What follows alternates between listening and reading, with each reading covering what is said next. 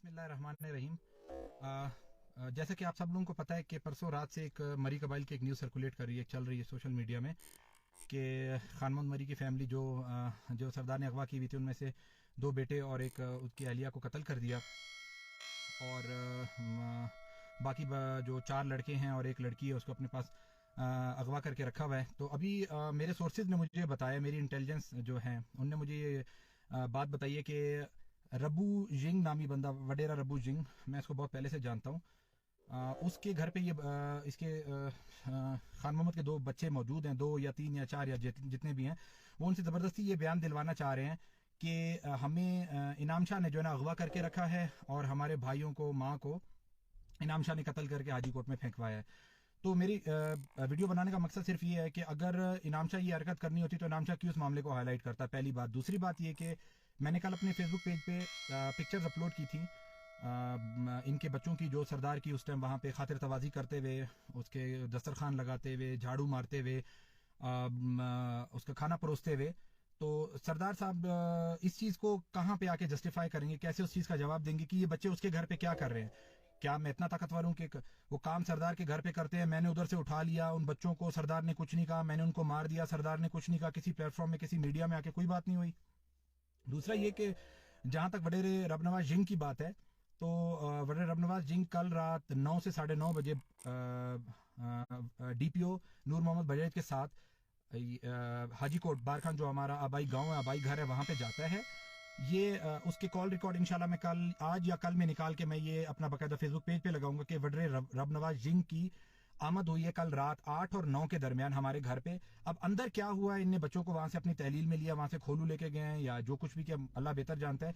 इस टाइम मेरा वीडियो बनाने का सिर्फ और सिर्फ मकसद एक ही है कि मुझे इस पूरे के पूरे इसमें फंसाया जा रहा है गलत तरीके से। क्योंकि सर देखिए, एक JIT बनाई गई है जिसमें DC बारखान है, अपना सलीम लेडी DIG है।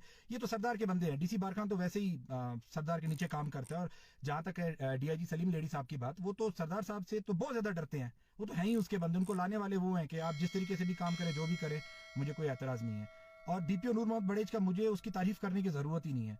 उसको एक DSP को DPO का ओहदा सरदार अब्दुल रहमान ने अपने जिले में सिर्फ और सिर्फ इस वजह से दिया है कि मैं कोई भी गैर कानूनी काम करूं, आपने उस पर कानूनी ठप्पा लगा कर मुझे देना। और इस सारी साजिश में DIG सलीम लेडी और DPO नूर मोहम्मद बड़ेज शामिल हैं। और इसका बीच का जो किरदार अदा कर रहे हैं वो रबनवाज जिंग कर रहे हैं, क्योंकि वो बेसिकली ये जो वडेरा है, ये इनको पैसों वाला वडेरा तो नहीं है, ये रबनवाज जिंग है, आम सा बंदा है, इसको पैसों वाला कहा जाता है। ये हर जगह पे बीच का किरदार करके अपना एक स्पेसिफिक हिस्सा, एक मखसूस हिस्सा अपना पैसों का रखता है। और आज भी वो यही काम करने जा रहा है। अभी थोड़ी देर तक वीडियो वायरल हो जाएगी, 5 दिन 10 मिनट आधा घंटा मुझे नहीं पता, उन बच्चों की कि हमें अगवा इनाम खतरान ने किया था और हमारे भाइयों को कत्ल भी इनाम खतरान ने किया, हमारी माँ को कत्ल भी उनने किया है। आगे जो भी होगा अल्लाह बेहतर जानता है। पर मैं हर फोरम पे आके ये क्लैरिफाई करने के लिए, सफाई देने के लिए तैयार हूं कि मैं किसी भी तरह से, किसी भी तरीके से इस मामले में इन्वॉल्व नहीं हूं। और अगर वाकई में इन्वॉल्व होता तो मैं इस मामले को कभी भी हाईलाइट ना करता। ये मैं आज से नहीं, बहुत अरसा पहले से मैं इस मामले को हाईलाइट कर रहा हूं। जब से ये बंदे सरदार अब्दुल रहमान की कैद में हैं, उसकी खातिर तवाज़ो, इसके घर में हर खतरान के, हर वडेरे, हर मुहजिब बंदे ने इनको काम करते हुए सरदार अब्दुल रहमान खतरान के घर में देखा है। और उस चीज का जीता जागता सबूत जो कल मैंने पिक्चर्स अपलोड किए हैं, आपकी छोटी बच्ची को उसका छोटा बेटा सतार उठा के घूम रहा है उसकी खातिर, तो आप इसको कैसे, अब्दुल रहमान आप मुझे बताओ, आप इस चीज का जवाब कैसे दोगे कि एक बंदा जो आपकी फैमिली की खिदमत कर रहा है अभी भी, मतलब अच्छा कल रात माशाल्लाह से बहुत एक जबरदस्त पुलिस ने कारनामा अंजाम दिया। सरदार अब्दुल रहमान के क्वेटा वाले घर पे छापा मार के 3 घर हैं जो इसकी मलकियत हैं। आखिरी घर जो है वहां पे वडेरे और गार्डों की जगह, मतलब वहां पे सिर्फ ये वडेरे, वो बहुत गंदा घर है, वहां पे कुछ भी नहीं होता, सिर्फ गार्ड और वडेरे रिहाइश पजीर होते हैं। वहां पे जाके बड़े धड़ल्ले के साथ पुलिस छापा भी मारी है, सारा सिलसिला भी कर लिया। उसके बाद जो सेकंड होम है जहाँ पे सरदार की रिहाइश है, वहां पे कैमरे भी लगे हुए हैं। और मैंने बार बार चीख के ये बात सोशल मीडिया के फोरम पे कही कि भाई वहां पे हार्ड डिस्क है, वो जाके रिट्रीव करे, अपने कब्जे में ली जाए और वो हार्ड डिस्क से डेटा निकाला जाए। 2 दिन परसों रात 10 बजे तक सत्तार और इमरान, ये दोनों खान मोहम्मद मरी के छोटे बेटे हैं। मजीद और सतार, ये दोनों खान मोहम्मद मरी के छोटे बेटे, ये क्वेटा में मौजूद थे। ये सरदार अब्दुल रहमान के क्वेटा वाले बंगले में मौजूद थे। 10 बजे के बाद इनको वहां से गायब कराया गया। और एक खानापुरी के तौर पे रात डीपीओ 9 बजे जाता है हाजीकोट, वहाँ के बंदों को इतला देते हैं कि भाई छापा तैयार है, आप लोग निकलो यहाँ से। सारे के सारे वहाँ से निकल जाते हैं। खानापुरी होती है, डीआईजी आता है, छापा मारता है, बंदों को तहलील में लेते हैं, उनकी भी तफ्तीश करके उनको छोड़ दिया जाएगा। कोई इतनी कोई बड़ी बात नहीं है इसमें। और क्योंकि ये पुलिस बेसिकली है ही अब्दुल रहमान की खरीदी हुई लौंडी कह सकते हैं आप उनको। मैं तो ये वर्ड इस्तेमाल नहीं करना चाहता, बट अब मुझे मजबूर कर दिया है कि वो जैसे बोलेंगे दिन, रात बोलेंगे रात। और अब्दुल रहमान खेतरान के कुछ एलिगेशन से, कुछ इल्जाम थे जो उन्होंने कल जियो न्यूज़ को दिए कि इनाम जो है वो मेरी सीट और मेरी सरदारी के पीछे पड़ा हुआ है, क्योंकि मेरा बड़ा बेटा बैठा हुआ है और सरदारी उसकी है, और सीट एमपीए की सीट पे आना चाहता है मेरी जगह पे। तो मैं अब्दुल रहमान साहब को बताता चलूं, जहां पे पहली बात है सरदारी की।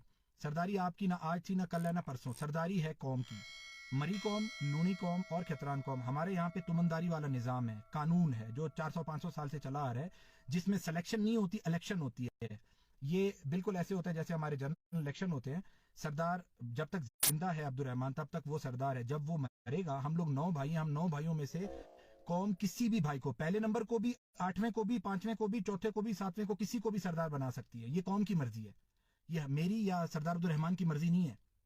ये हमारा कानून है। हाँ, कानून से हट के अगर आप जोर जबरदस्ती से बनाना चाहें, आप गधे को भी सरदार बना सकते हैं, उसमें कोई इतनी बड़ी बात नहीं है। रही बात सियासत की, देखें सियासत के साथ मैं 2007 से मुंसलिक हूँ। मैं बहुत छोटा था, मुझे शौक भी था, इसमें कोई शक वाली बात नहीं है। मैं सियासत करता भी है, लोगों की मैंने खिदमत भी की है। और जहां तक बात है खान मोहम्मद मरी की, खान मोहम्मद मरी की जहां तक हर बंदे के जबान पे एक ही सवाल है कि खान मोहम्मद मरी क्या, ये मतलब ये मामला शुरू कहाँ से हुआ। तो ये मामला शुरू होता है, सरदार साहब ने मुझ पे 2 एफआईआर करवाई अब्दुल रहमान ने 2019 में, जिसका मुद्दई मेरा कज़न था, गवाह उसका दूसरा मेरा सौतेला भाई सलाम शाह था। और उसमें गवाह खान मोहम्मद मरी को डाला गया कि आपने इनाम पे गवाही देनी है, जिस पे उसने एतराज़ किया और सरदार ने उसको पे प्रेशर डाला कि आपने गवाही देनी है। वहां से भाग गया और सरदार ने उसके बच्चों को यरगमाल बना लिया, उसकी पूरी फैमिली को, और उस पर जोर देता रहा कि आपने इसके खिलाफ गवाही देनी है।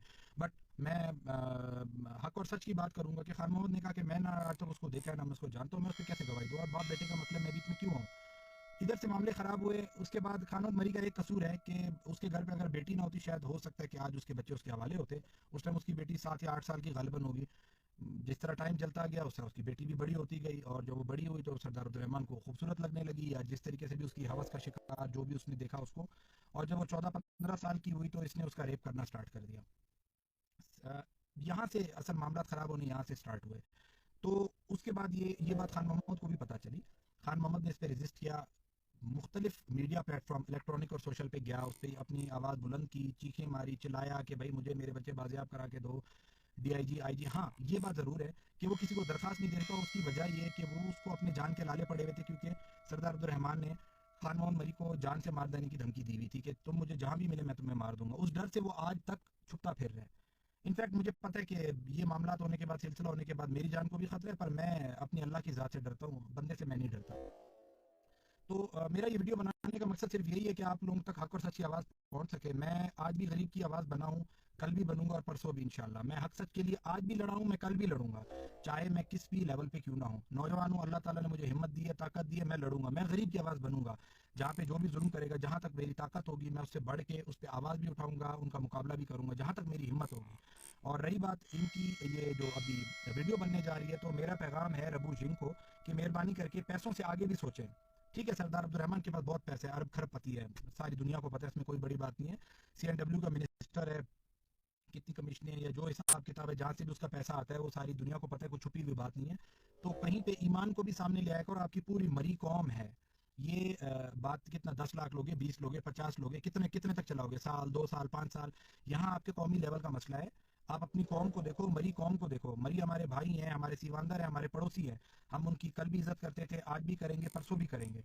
बात यह है कि आप इंसाफ को देखो। ये पैसे कब्र में तो नहीं लेके जाओगे ना। कल को अगर तुम्हें हार्ट अटैक होता है, तुम मर जाते हो, तो इन पैसों को क्या करोगे। तो आप मेहरबानी करके ये बीच का मीडिएटर का, एक कमीशन एजेंट का किरदार ना अदा करो, हक और सच पे आओ। मैंने जितने मेरे पास शवाहिद, जितने सबूत थे, मैंने सारे के सारे खोल के सामने रख दिए। लाशें बरामद हो रही हैं, हाजीकोट से बरामद हो रही हैं, कोई हाजीकोट से दूर नहीं हो रही। मुझे तो मेरे घर में छोड़ा नहीं जाता। जब भी मैं अपनी किसी भी घर में आने की कोशिश करता हूँ तो मुझे एफआईआर के मद में 7 तोपों की सलामी दी जाती है। अभी भी मेरे पर 2 फेक एफआईआर चल रही हैं, जो पे हमें मुझे मेरी अदलिया पे पूरा भरोसा है और उन्होंने मुझे जमानत दे दी और इंशाल्लाह मैं बरी भी हो जाऊंगा। ये मुझे अपने अल्लाह पे और अपनी अदलिया पे पूरा पूरा भरोसा है। और जहाँ तक बात है जेआईटी की, वो उसके खिलाफ इंशाल्लाह मैं पिटिशन दायर करने लगा हूँ। जो जेआईटी इन लोगों ने बनाई है, वो जेआईटी मेरे हिसाब से अगर जेआईटी बनाने की जरूरत ही नहीं थी। सरदार अब्दुल रहमान से पूछ लेते, घर के 4-5 नौकरों को वो मुंतखब करके कह देते ये जाके तफ्तीश करें, क्योंकि ये जो इस टाइम जेआईटी बनी हुई है वो totally it is under the control of Sardar Abdul Rahman. चाहे उसमें डीसी है, चाहे उसमें डीआईजी है, चाहे उसमें आईजी है, या जो भी है, जो भी तो मेरी रिक्वेस्ट ये है, मेरी फरियाद ये है कि जेआईटी जुडिशियल बनाई जाए, जुडिशियल इंक्वायरी हो, जुडिशियल जेआईटी बनाई जाए ताकि उसमें साफ शफाफ और मेरिट पे बात हो सके और हक पे बात हो सके। बहुत शुक्रिया भाई।